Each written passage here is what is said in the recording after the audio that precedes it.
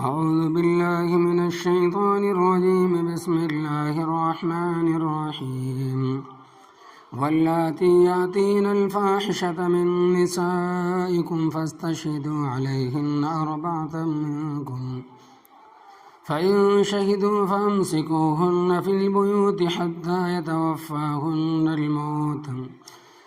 الموت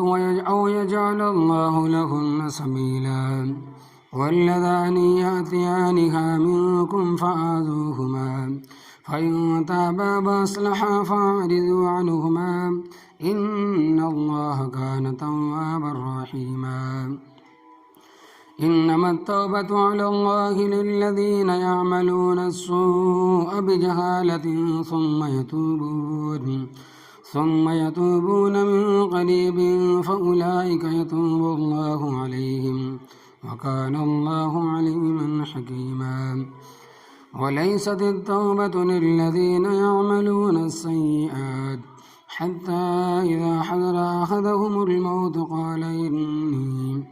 قال إني تبت الآن ولا الذين يموتون وهم كفار أولئك أعتدنا لهم عذابا أليما. لفظی ترجمہ.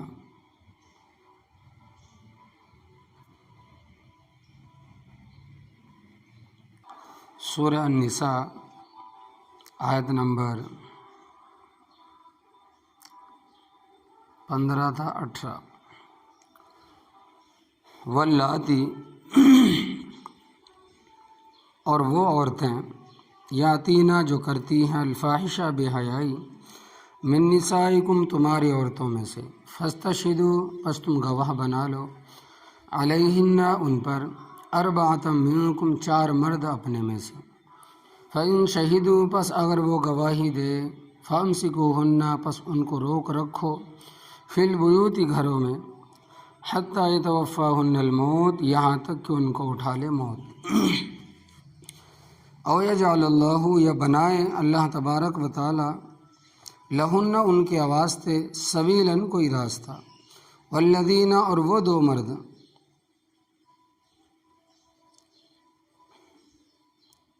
یاتیانہا جو کرتے ہیں بے حیائی منکم تم میں سے فآذوہما پس ان دونوں کو تم اذیت پہنچاؤ پس اگر وہ توبہ کر لے واصلح اور وہ اصلاح کر لے فاعرضوا عنہما تو ان سے اعراض کرو ان اللہ بے شک اللہ تبارک و تعالی کانا ہے تواباً توبہ قبول کرنے والا رحیماً مہربان انما پختہ بات ہے التوبۃ علی اللہ توبہ اللہ تبارک و تعالی کے ذمے ہے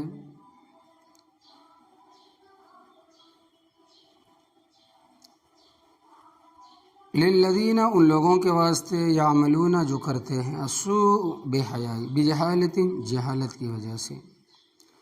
ثم یتوبون پھر وہ توبہ کرتے ہیں من قریب جلدی فاولئک پس وہ لوگ ہیں یتوب اللہ علیہم اللہ تبارک و تعالی ان پر رجوع فرماتے ہیں یعنی ان کی توبہ قبول کرتا ہے وکان اللہ اور ہے اللہ تبارک و تعالی علیما جاننے والا حکیما حکمت والا ولیست التوبۃ للذین اور نہیں ہے توبہ ان لوگوں کے لیے یعملون السیئات جو کام کرتے ہیں برے حتی اذا حضر یہاں تک کہ جب حاضر ہوتی ہے احدکم الموت ان میں سے کسی ایک کے سامنے موت اس وقت قال کہتا ہے انی تبت الآن بے شک میں نے اب توبہ کی وللذین اور نہ ان لوگوں کی توبہ قبول ہوگی یموتون کہ وہ مرتے ہیں وہ ہم کفار اس حال میں کہ وہ کافر ہیں اولئک یہ لوگ ہیں اعتدنا لہم ہم نے تیار کیا ان کے واسطے عذاباً عذاب علیماً دردناک. معزز سامعین اس سے پہلے 2 رکوعوں میں عورتوں کے حقوق کا ذکر تھا یعنی وہ حقوق جو اللہ تبارک و تعالیٰ نے عورتوں کے لیے مقرر فرمائے ہیں. تفصیل پہلے گزر چکی ہے کہ زمانہ جاہلیت میں عورتوں کو حق وراثت سے محروم کر دیا جاتا تھا اور یہ اصول ان کا صدیوں سے چلا آ رہا تھا. ان کا نظریہ یہ تھا کہ وراثت کا مستحق وہ ہے جو لڑ سکتا ہو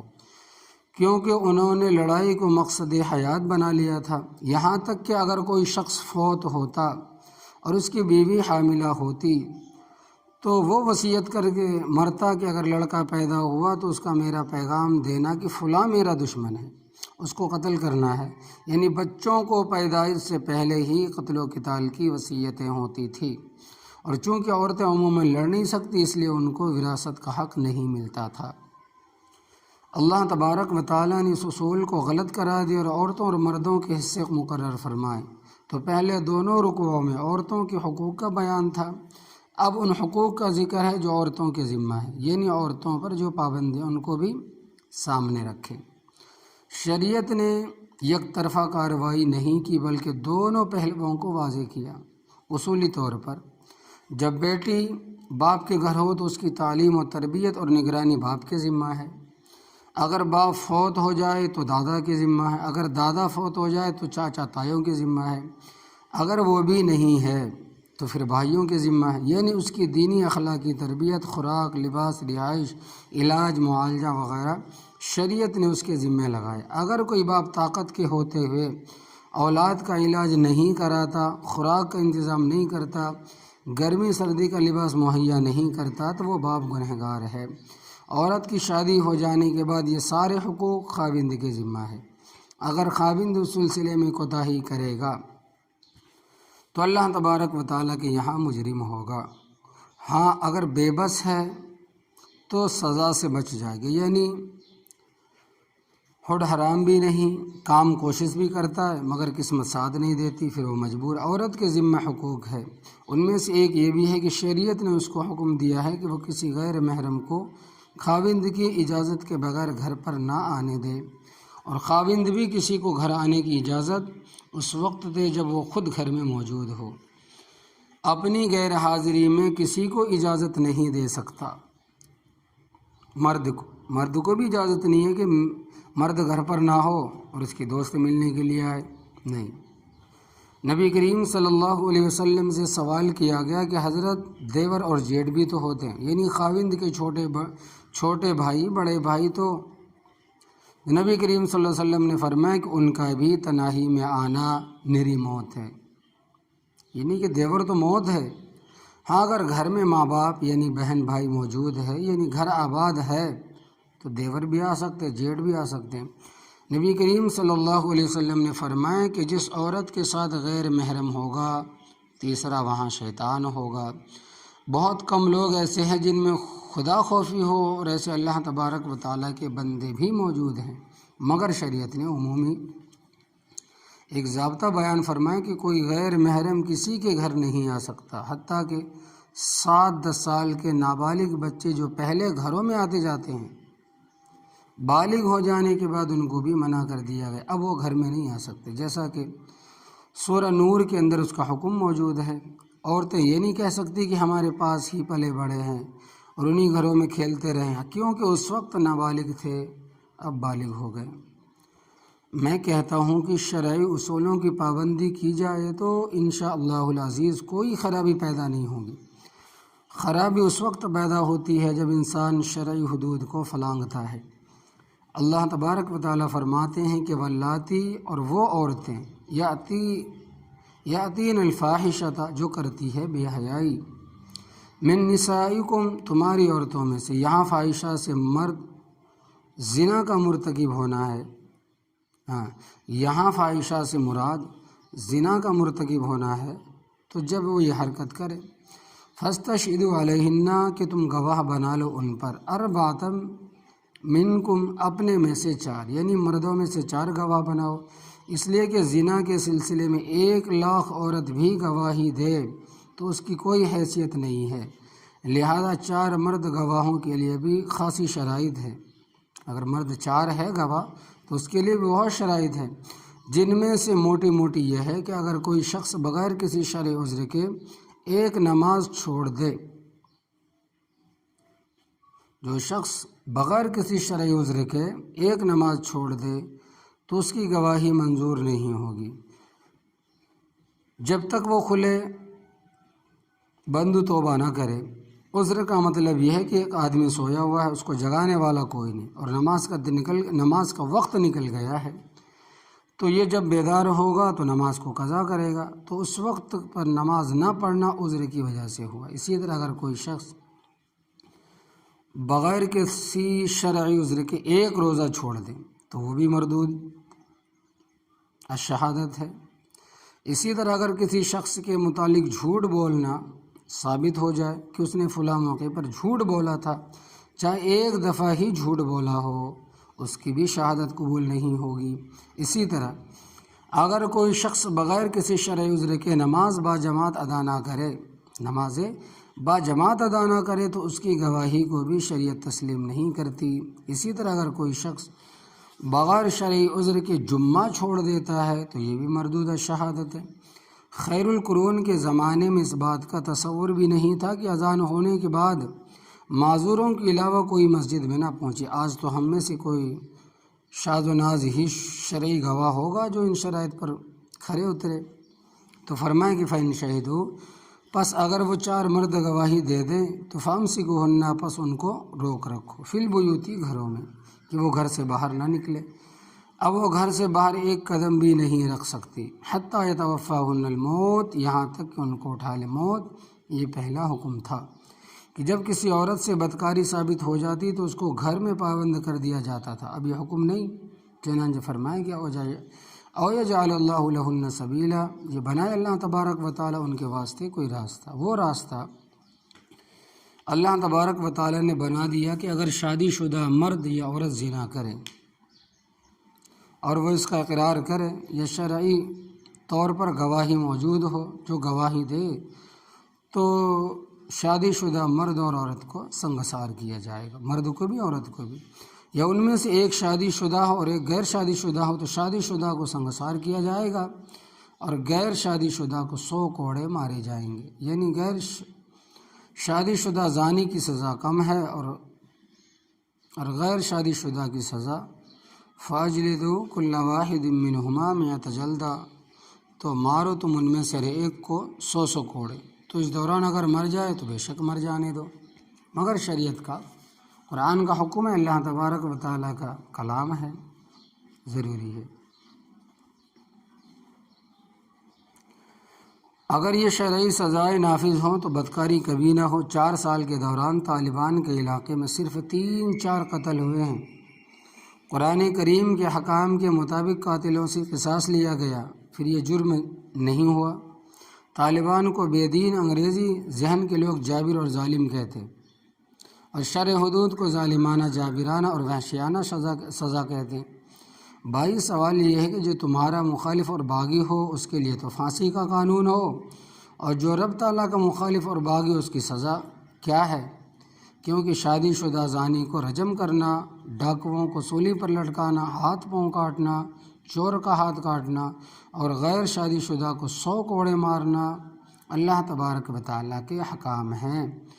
اور وہ ارحم الراحمین، اس کے قوانین جابرانہ ظالمہ کس طرح ہو سکتے ہیں؟ اور وہ دیندار لوگ اللہ تبارک و تعالیٰ کے فضل و کرم سے ان سزاؤں کو صحیح سمجھتے ہیں، اور دین سے دور انگریزی ذہن رکھنے والے ان کو ظالمانہ اور وحشیانہ سزائیں کہتے ہیں۔ ضیاء الحق، میں پاکستان کی بات کر رہا ہوں کہ ضیاء الحق مرحوم کے دور میں لاہور ہائی کورٹ کے ایک جج نے ایسا ہی ایک کیس میں کہا تھا کہ یہ کوڑے مارنا اور سنگسار کرنا جابرانہ، ظالمانہ، وحشیانہ فیصلہ ہے، اور یہ یہودیوں کی ایجاد ہے، اسلامی حکامات نہیں ہے۔ لا حول ولا قوت الا باللہ العلی العظیم۔ جو قرآن پڑھتا نہیں ہے، سمجھتا نہیں ہے، جس کو قرآن نہیں معلوم کچھ بھی کہہ دیتے ہیں، اور اس کا یہ بیان اخبارات میں شائع ہوا تھا۔ اس پر تمام طبقوں کے علماء اکٹھے ہوئے اور کہا کہ بکواس، اگر کوئی سیاسی لیڈر بکتا تو اس کا جواب ہم جلسوں اور جلوسوں کی صورت میں دیتے، مگر یہ الفاظ ایک جج نے عدالت میں بیٹھ کر کہہ رہا ہے، اور عدالت کے اندر جج کا بیان قانون ہوتا ہے، اور یہ ریمارکس ہائی کورٹ کے جج نے دیے، لہذا اس پر خاموش نہیں رہنا چاہیے۔ چنانچہ 50 علماء پر مشتمل ایک وفد تشکیل دیا گیا، اور اس وفد میں مولانا سرفراز احمد بھی شامل تھے۔ یہ وفد صدر مملکت سے ملاقات کرے اور احتجاج کرے۔ چنانچہ ہم براہ راست ضیاء الحق کو ملے ان سے، اور اس کو کہا کہ ایک طرف تو آپ اسلام کہتے تھکتے نہیں، اور دوسری طرف حالت یہ ہے کہ آپ کا ایک جج عدالت میں بیٹھ کر شرعی حدود کے متعلق یہ ریمارکس دے رہا ہے، اس نے کہا کہ وہ اخبار مجھے دو، ہم نے 3-4 اخبار اس کے سامنے رکھ دیے، اس نے پڑھنے کے بعد کہا کہ تمہاری شکایت بجا اور صحیح، میں اس کا انصاف کروں گا۔ یہ بھی بڑی بات تھی کہ اس نے مان لیا، ورنہ آج کے حکمران تو ماننے کے لیے بھی تیار نہیں ہے۔ پھر اس نے شریعت کوڈ بنائی جس کے لیے 3 جج مقرر، ایک مولانا تقی عثمانی صاحب، اللہ ان کی عمر میں برکت عطا فرمائے، دوسرے پیر کرم شاہ صاحب، تیسرے کا نام میں بھول گیا ہوں کہ آج کوئی جج اسلام کے خلاف بات کرے گا تو یہ شریعت کورٹ کے جج اس کا فیصلہ کرے۔ تو پھر ججوں کے دماغ درست ہو گئے کہ ہم نے اگر خلاف شرع کوئی فیصلہ دیا تو اوپر والی عدالت ہمارے اس فیصلے کو رد کر دے گی۔ چنانچہ اس کے بعد اس دور میں ججوں نے کوئی ایسی بات نہیں کی۔ پھر جب بے نظیر کا دور آیا تو اس نے 3 ججوں کو نکال دیا کہ ان کی ضرورت نہیں ہے، خواہ مخواہ پیسے ضائع ہو رہے۔ پھر بے نظیر کی اس اقتدام کے خلاف درخواست دی گئی تھی، پھر اس کا کیا بنا مجھے نہیں معلوم۔